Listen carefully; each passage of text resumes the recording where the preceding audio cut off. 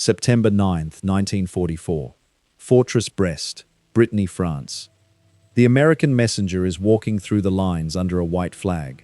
walking through the rubble of what was, 3 weeks ago, the outer defensive ring of the fortress, and is now the contested ground between the German garrison's compressed inner perimeter and the American siege lines that have been tightening since August 7th. He is carrying General Troy Middleton's latest demand, and General Hermann-Bernhard Ramcke has already decided what his answer will be. Middleton is the commander of the American VI Corps, the formation that has had Brest under siege since August 7, 33 days of fighting through the city's outer works, through the prepared defensive positions whose construction the garrison has been completing since June, through the rubble of a port city that both sides understand is strategically vital and that both sides are destroying in the contest for its possession, each American artillery bombardment reducing the port's infrastructure alongside the garrison's defenses, each German demolition removing another piece of the harbor's operational capacity in the systematic and professional way of a garrison that understands its strategic mission. The demand is reasonable by any professional military calculation. The garrison's position is hopeless. The ammunition is finite. The food is not unlimited. The Allied armies are driving across France toward the German border, while Brest sits on the Atlantic coast behind the advance. Irrelevant to anything except the port itself. Surrender the garrison, save the men's lives, and let the Allies have the port. Ramcke reads the demand in the specific and deliberate way he has been reading the previous ones. Not quickly, not with the dismissive speed of a commander who has already made his decision and is merely confirming it, but carefully, as a professional soldier who respects the military form of the written communication from an opposing commander, even when he is about to reject the military content, reading each element of Middleton's argument with the attention of a man who has read 5 such arguments before, and who knows that each one is built from the same military facts, whose conclusion he does not dispute, and whose implication for his conduct he does dispute. He sets it down on his desk in the command post, deep in the fortress's underground infrastructure, the network of tunnels and reinforced rooms that the French Navy built into Brest's granite bedrock in the 19th century, and that the German garrison has been living in and fighting from for 6 weeks, and writes his refusal in the same language he has been using since August. Not the language of a man who has miscalculated the military situation. Not the language of a fanatic who cannot read the map. The language of a man who has calculated the military situation precisely, has arrived at the same professional conclusion that every trained officer looking at his position would arrive at, and has decided that the conclusion does not determine his answer. He is a Fallschirmjäger general, the commanding general of the 2nd Parachute Division, the formation whose identity has been built since 1941 on the specific and institutional conviction that the Fallschirmjäger does not surrender, does not break, does not yield the position that the position requires him to hold. He does not surrender. The decision to refuse has been made 5 weeks before this particular refusal. At the moment when Ramcke assessed the Allied closure of the Brest perimeter in early August and arrived at the professional conclusion that shaped everything that followed. The conclusion has 3 components: hold for as long as possible, trading space for time as the successive defensive rings are breached, destroy the port facilities before any surrender, executing the demolitions that will make the harbor usable to the Allies only after months of reconstruction, and make the American VI Corps pay the maximum attainable price in time and casualties for every meter of the fortress's reduction. Not because the holding would change the war's outcome. Ramcke is not deluded about the war's direction, has been in the German military long enough and at enough of the war's most demanding points to read the strategic situation with the professional accuracy that proximity to the fighting and the absence of institutional optimism permit. Not because the 38,000 men of the Brest garrison can hold indefinitely against the 3 American divisions and the artillery and the air support that Middleton's corps has been applying to the fortress's reduction since August 7. The holding will not change the war's outcome. The war's outcome is determined.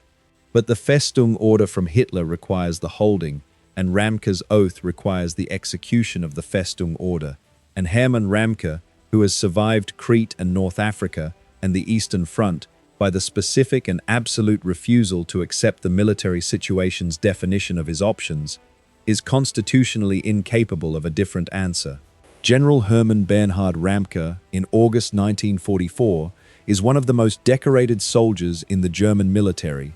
and one of the most unlikely.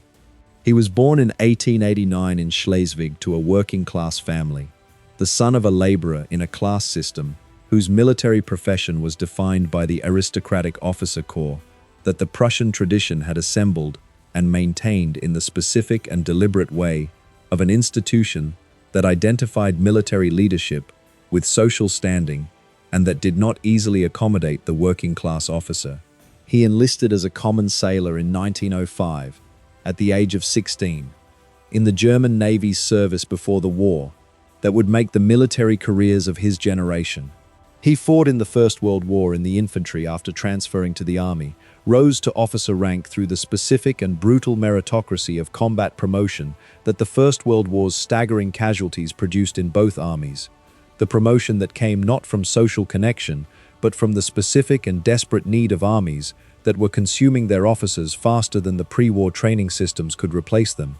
and emerged from it as a professional soldier whose career would span 6 decades and 2 world wars. He trained as a parachutist at the age of 51, an age at which most soldiers of any army are in the rear echelon, performing administrative functions if they are performing military functions at all, and jumped into Crete in May 1941 with the 7th Air Division in one of the most audacious and costly airborne operations in the history of warfare. He commanded the Ramcke Parachute Brigade in North Africa in 1942, was encircled at El Alamein when Rommel's front collapsed around his position, faced the specific and immediate prospect of capture or destruction by the British forces closing from both sides, and responded by seizing British supply vehicles in a raid whose audacity matched the desperation of the situation, loading his men onto the seized vehicles and driving his brigade 200 miles through the North African desert to the German lines. He arrived back with his men intact. He received the Knight's Cross with oak leaves, swords, and diamonds, one of only 27 men in the German military to receive the highest grade of the German military's highest decoration during the entire war. He has been fighting and surviving impossible situations since 1914. The American Vouty Corps presenting him with the military situation at Fortress Brest is another impossible situation. He has been in them before. Fortress Brest, in August 1944, is what the German military calls a Festung, a designated fortress whose garrison has been ordered to hold to the last man and the last round, regardless of the tactical or operational situation. The Festung designation is Hitler's instrument for preventing the kind of rational military withdrawal that professional assessment would otherwise produce in commanders who read the map and understand that the position is untenable, and whose professional training has given them the framework for making the decision that the map reading requires. By designating a position as a Festung, Hitler converts the professional military's calculus. When does holding this position cost more in men and material and strategic opportunity than the holding is worth? Into a binary whose one available output is hold. The conversion is the exercise of the political authority that Hitler has been progressively concentrating in himself since the July 20 assassination attempt, the authority that allows him to override the professional military judgment of the commanders whose professional judgment is telling them to withdraw from positions whose holding serves no achievable strategic purpose. The garrison of Fortress Brest, when the American encirclement closes in early August, includes approximately 38,000 German soldiers whose composition reflects the specific and improvised character of a fortress garrison assembled from the units available, rather than the units designed for this mission. The 2nd Parachute Division as the primary and dominant combat formation, its regiments representing the Fallschirmjäger tradition's combination of elite training and elite institutional identity that has been built through 3 years of the war's most demanding operations. The 266th Infantry Division's remnants, whose reduction by previous fighting has left it a shadow of its authorized strength. The 343rd Infantry Division's remnants, in a similar state, naval personnel from the U-boat base whose professional training is in submarine warfare and whose conversion to infantry is the kind of improvisation that the war's casualty rates have been demanding from the German military since 1942. Luftwaffe ground personnel who have been carrying rifles rather than maintaining aircraft since the Brittany airfields became inoperable. And the miscellaneous garrison troops, the military police and the supply units, and the administrative elements whose quality varies from the 2nd Parachutes elite to the men who have never fired their weapons in a combat situation before the American assault on the outer ring brings the combat to their positions. Brest itself, the city of 100,000 civilians, and the port whose deep water capacity and whose natural harbor in the protected anchorage of the Rade de Brest have been making it one of France's primary Atlantic harbors since the 17th century, when Vauban fortified it for Louis XIV, is the strategic prize. Eisenhower needs the port. The Allied logistical situation in August 1944 is the campaign's primary constraint. The armies that are racing across France toward the German border are outrunning the supply system that sustains them, and the Atlantic ports, Brest, Lorient, Saint-Nazaire, whose capture the pre-invasion planning assigned to the forces that would develop the Brittany Peninsula, are the strategic answer to the supply problem, whose urgency is increasing with every mile that the advance extends. The German garrison's mission is to deny it to him, not by holding forever, which is not achievable against the force that Middleton's corps represents, and not what the Festung order actually requires. In the professional reading of an order, whose instruction to hold to the last man and the last round is the declaration of a minimum standard, rather than the projection of a literal outcome, but by destroying the port facilities before the surrender that the garrison must eventually execute, and by holding long enough for the destruction to be complete, and for the American Vi Corps' 43 days of commitment to the siege to have produced the maximum possible cost in time and casualties. General Troy Middleton commands the VUE Corps with the measured competence of a professional soldier whose career has been shaped by the First World War's lessons in attrition, a war in which the methodical reduction of prepared defenses was the operational norm, and in which the cost of the reduction was measured in hundreds of thousands rather than thousands, and by the specific demands of the 1944 campaign's operational tempo, which has been producing the American Army's institutional preference for the mobile advance over the static siege. He is 55 years old, a Mississippi-born infantryman who has been in the Army since 1910, who commanded a regiment in the First World War, who retired from active service in the interwar years to become a university administrator, and was recalled in 1941 because the Army needed his experience, and who has been fighting his way up the Brittany Peninsula since the Third Army's activation on August 1. He is not naturally a siege commander. No American Corps commander in August 1944 is naturally a siege commander, because the American Army has spent the summer learning the operational art of the mobile exploitation, and has developed the institutional reflexes of advance, rather than the institutional reflexes of the systematic reduction of prepared defenses. Middleton's besieging force eventually grows to 3 full American divisions and substantial supporting artillery. The 2nd Infantry Division, under Major General Walter Robertson, whose combat record from Normandy through the Brittany campaign has established it as one of the American Army's most reliable formations. The 8th Infantry Division, under Major General Donald Stroh, which is fighting its first significant engagement as a division at Brest, and whose performance in the siege will establish the institutional experience that subsequent operations will build on, and the 29th Infantry Division under Major General Charles Gerhardt, a formation whose combat history from Omaha Beach through the Normandy campaign has given it the specific and costly experience of attacking prepared German positions and surviving the exchange rate that the attacks produce. The 3 divisions are supported by significant artillery and engineer assets, whose application to Brest's prepared defenses will eventually produce the systematic reduction that Ramcke has always known would come, has known since August 7, when the perimeter closed, and the professional calculation became apparent. The question is not whether Brest will fall. The professional military assessment of both sides has established this from the moment the perimeter closed on August 7th. 3 American divisions with artillery and air support will eventually reduce any fixed fortification whose garrison is not infinite, and the garrison of Brest is 38,000 men whose ammunition and food are finite in ways that the besieging forces' supply is not. The question is what Ramcke will extract from Middleton's corps in the time that the holding buys, in the casualties, and in the days, and in the destruction of the port facilities that the garrison's resistance is enabling.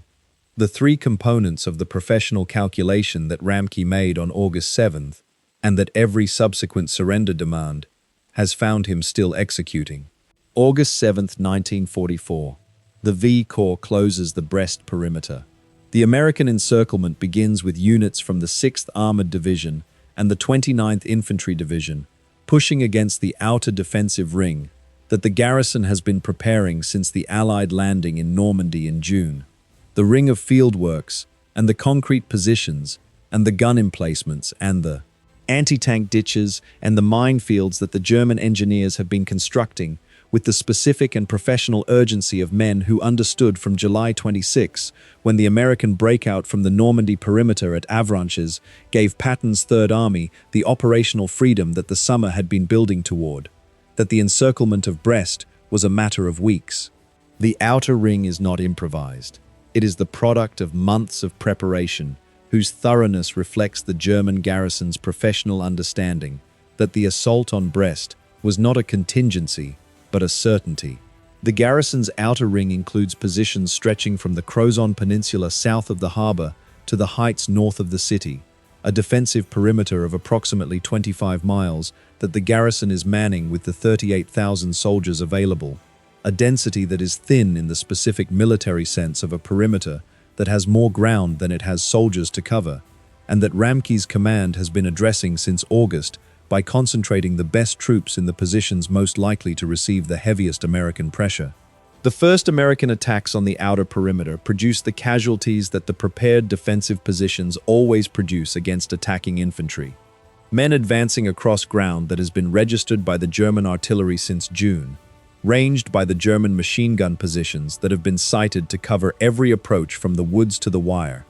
mined by the German engineers who have spent 3 months making every approach to the outer ring as costly as possible for the infantry that will eventually attack it. The assault on the outer ring is the assault in its most unfavorable form. Men moving forward against positions whose defenders know exactly where the attackers are coming from, and have prepared for every approach. In the specific and terrible arithmetic of assault on prepared positions, where the defender's advantage in cover and in the prior knowledge of the terrain produces the exchange rate that the tactical doctrine predicts, and that the individual soldier pays in blood. The first formal surrender demand arrives on August 9th, 2 days after the encirclement closes, carrying the specific and professionally constructed argument that Middleton's staff has assembled from the military facts available. The perimeter is closed, the garrison is isolated, the Allied advance is moving east, without reference to Brest, at a pace that is producing the operational irrelevance of the Brittany ports, with every mile that Patton's Third Army covers. Middleton sends the demand through the established channels: the white flag, the messenger, the formal written communication whose procedural conventions the military has developed over centuries as the specific and dignified mechanism for offering the surrender, whose acceptance saves lives, and whose rejection commits both sides to the continuation of a siege whose conclusion is not in doubt. The demand is militarily sound in every measurable respect. The perimeter is closed. The garrison is isolated from any external relief. The Allied advance is moving east, without reference to Brest, at a pace that is producing the operational irrelevance of the Brittany ports. And the strategic value of continued resistance is declining with every day that the Allied forces push closer to Germany and closer to the war's conclusion. Ramcke refuses. His refusal notes that the 2nd Parachute Division does not surrender to opponents whose military position he does not respect. This is not simply defiance. It is Ramcke's professional assessment that the American forces surrounding Brest have not yet demonstrated the tactical capability to reduce the fortress without a cost that may make the reduction not worth the price, and that as long as this assessment holds, his Festung order is executable rather than simply obligatory. August 25, 1944. The near failure in the American siege, the moment when the Brest operation comes closest to being abandoned as a strategic investment whose cost exceeds its projected return, arrives not in a German breakthrough or a successful counterattack from the besieged garrison, but in the strategic calculation at the Allied high command level. On August 25, Patton's Third Army is racing across France toward the German border, in the exploitation whose pace and whose depth have been exceeding everything the pre-invasion planning projected as achievable. Eisenhower's strategic focus is on the Seine and the Rhine, and the operational decisions that will shape the campaign's final phase. And the Wolfeye Corps' commitment to the Brest siege is consuming 3 full American divisions and their supporting artillery, in a battle that is producing casualties at rates that the Corps staff can calculate but cannot control, and that the Allied command's broader operational requirements are beginning to assess against the siege's strategic return. The 2nd Infantry Division, whose soldiers have been fighting through the prepared defenses of the outer ring since early August, in the specific and costly combat of attacking positions that the German engineers have had 3 months to prepare, and that the 2nd Parachute Division's soldiers are defending with the professional ferocity of elite infantry in prepared positions, has taken casualties in the hundreds from a defensive system whose depth and organization have consistently exceeded pre-assault estimates. The question that the Allied command is beginning to ask, quietly, in the planning sessions that the staff officers conduct, is whether Brest is worth what it is costing in casualties and time. Eisenhower resolves the question by deciding that the port must be taken, that an open German port in the Allied rear is strategically unacceptable, regardless of the time and the casualties that its reduction requires, and that the Wolfeye Corps' investment in the siege will continue until the fortress falls.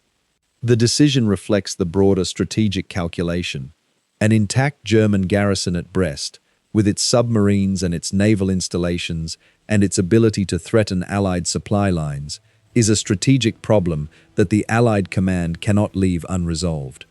Middleton presses the siege. Ramcke refuses to simplify the problem by surrendering. The siege continues. September 15, 1944. The American forces have fought through the outer defensive ring over 6 weeks of combat, whose cumulative cost has been measured in hundreds of American killed and thousands of wounded, and are now pressing against the inner defenses of Brest proper. The city itself, whose streets and buildings and port infrastructure the German garrison has been converting into fighting positions since August. The fighting in the city is the specific and brutal kind that urban combat always produces in the European theater, in Aachen and in Warsaw, and in every other city where the defending garrison has decided that the streets and the buildings are the defensive position, and that the civilian infrastructure is the battlefield. Men fighting through the rubble of buildings whose walls have been converted into mutually supporting firing positions, through the narrow streets of the old city whose every junction has been covered by a prepared German field of fire from the position at the next corner, through the port district whose cranes and warehouses and dock facilities are simultaneously the siege's strategic objective and the siege's tactical terrain. The 29th Infantry Division's regiments are fighting through the dock areas, the 2nd Infantry's soldiers are pressing from the north, and the 8th Infantry's elements are reducing the Crozon Peninsula's fortifications across the harbor. The 5th surrender demand arrives on September 15th, carried by an American messenger through the lines that have been contracting around the garrison for 6 weeks. Ramcke refuses again, in the specific and documented way that his post-war memoirs record, and that the American Wolfeye Corps' official records confirm, as the consistent pattern of a garrison commander who has made his professional decision once and will not revisit it with each new demand or each new argument.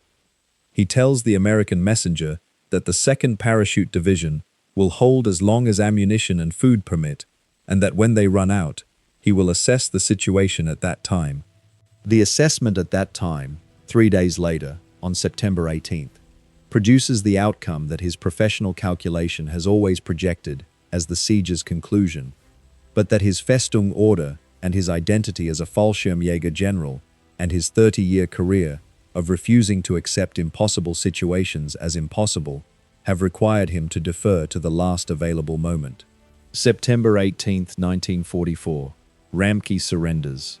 He does not surrender to the first American soldier who finds him in the command post where the garrison's final hours have been managed. He demands a surrender with ceremony, with the formal military procedure whose performance represents, in Ramcke's professional understanding of what he is doing, the final assertion that the 2nd Parachute Division's defense has been the conduct of a military force that merits the full protocol of a military capitulation rather than the informal surrender of a broken garrison. He demands to surrender to a general officer of equivalent rank. When Brigadier General Charles Canham, a combat soldier who commanded the 116th Infantry 2nd Battalion on Omaha Beach on D-Day, and who has been leading men in the Brest fighting since August, arrives to accept the surrender,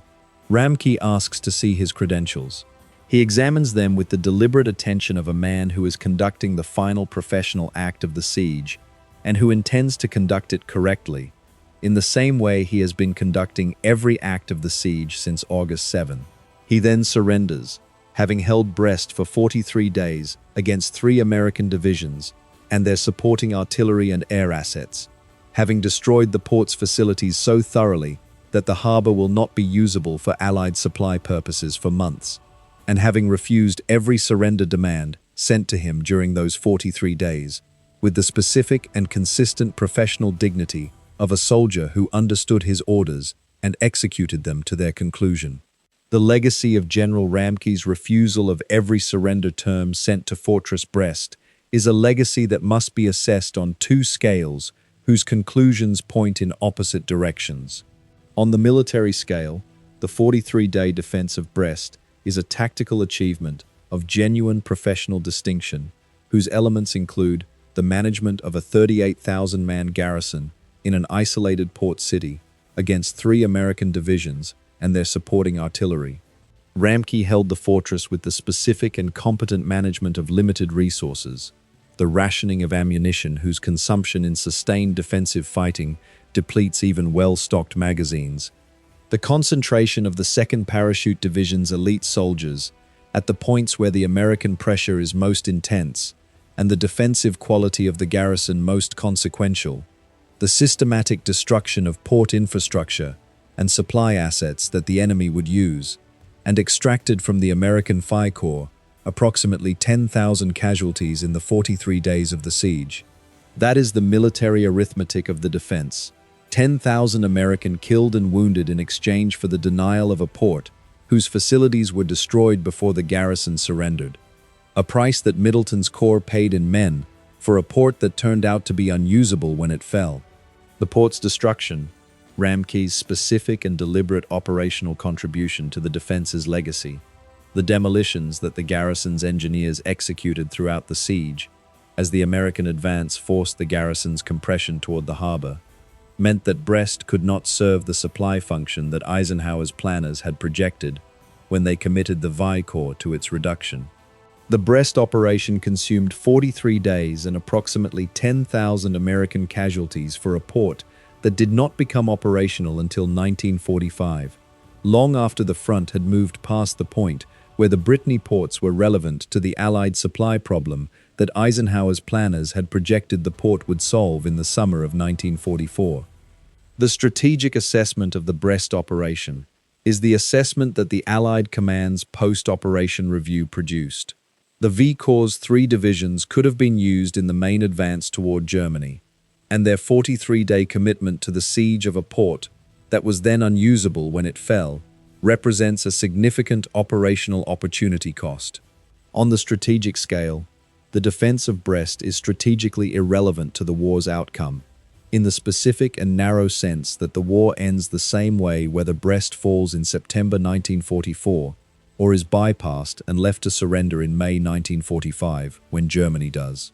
The German garrison's 43 days of resistance does not prevent the Allied victory in France. It does not prevent the crossing of the Seine. It does not prevent the approach to the German border.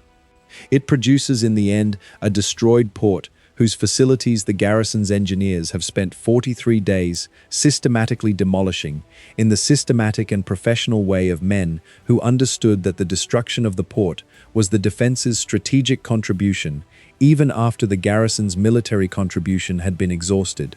38,000 German prisoners,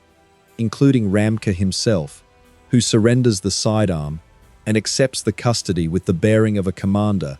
who has executed his mission and does not require the charade of resistance to the final moment when the final moment has already been accepted as the professional conclusion, and the specific and documented professional record of a garrison commander who was asked to surrender 6 times and refused 6 times and held until the ammunition and the food were gone and the port facilities were rubble, and the professional calculation that had been made on August 7th had been executed to its conclusion. Ramcke surrenders his sidearm to General Canham and is taken into American custody on September 18, 1944. 43 days after the perimeter closed, 6 formal surrender demands after Middleton's first request, and with the port facilities that the siege was fought to secure demolished by the garrison's engineers in the systematic and professional way that Ramcke's second component required. He is 55 years old. He has been fighting, with brief interruptions, since 1914. He will spend the post-war years writing his memoirs, defending his record in correspondence with former opponents and former allies, and maintaining until his death in 1968 that the defense of Brest was the correct professional and military response to the orders he received, the oath he had sworn, and the identity as a Fallschirmjäger officer that had been the organizing principle of his military career for 4 years. He is not entirely wrong about this, in the specific and narrow sense that professional military honor and the obedience to orders that the oath requires are real things whose weight on a commander of Ramcke's formation and Ramcke's generation cannot be dismissed as rationalizations for decisions that a less principled commander might have made differently. He is not entirely right about it either, in the specific and broader sense that the professional military honor of a formation that fights to the last creates the last for the men who constitute it,